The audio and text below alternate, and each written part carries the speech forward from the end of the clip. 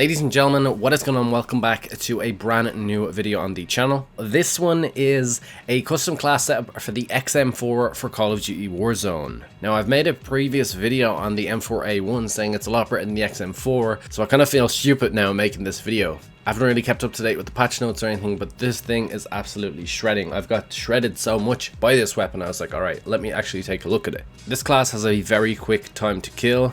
There's a couple of variations to this that you can do for sort of medium to long range, but the main class that I'm going to be talking about in this video is short to medium range, but I will touch on those others as well. As you guys know, what separates a short to medium range weapon to a medium to long range weapon is normally a sight and an attachment that favors damage range over bullet velocity. So yeah, if you're new around here, make sure to drop a like and of course subscribe for more Warzone videos. If you're just getting into Warzone, we have a Warzone beginners tips video that a lot of people are finding useful, and without further ado, let's get right on into this video. So yeah, hopping right on into it, we're going to go into assault rifles, and of course the XM4 is the M4 variant that is in Call of Duty Black Ops Cold War. It is not the M4A1 from Modern Warfare, so let's click on that. If you guys have the Battle Pass, you will have the Vexlord variant, which is kind of cool. It's nice purple and green. You can go ahead and click that if you do have it, like I do in this video, and just deselect all. You want to take all attachments off that, so we have a blank slate. So we're going to start off with the muzzle, and there is a couple of different variations, but I think it's unbeatable, the agency suppressor.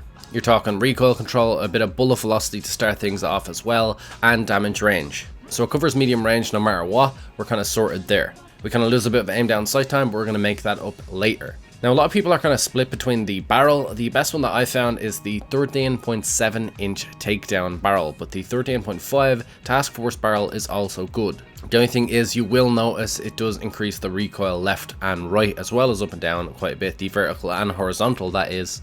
So the 13.7 takedown is kind of your go-to without affecting too much. I am using iron sights on this, and we'll come to that in a second, but I mean, the less recoil, the better.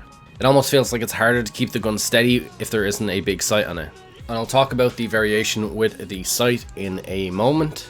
So we're moving right down onto under barrel, and it looks like we're going to be taking the field agent grip. This is where it kind of controls the horizontal and vertical recoil control on the base weapon, and it kind of just sort of counters if you were to take the other 13.5 inch barrel we were talking about earlier. It's just kind of simple enough. And we're going with standard 60 round mags. It's Warzone. You always go with kind of big mags. You're losing a bit of mobility here, but it's not too bad. It's the Stanag 60 round mags. And last but not least, the airborne elastic wrap.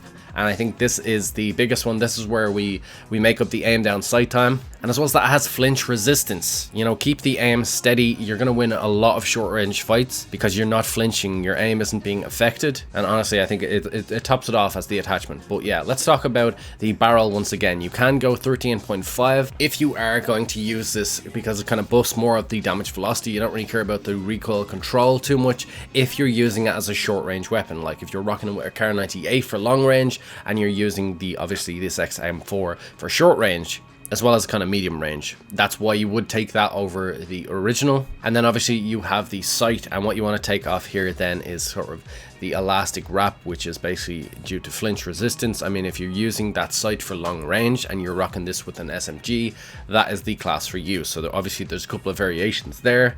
I know I'm talking very fast, but it's the 13.7 with the optic for damage range. If you're using it for strictly short range, it's the 13.5 barrel.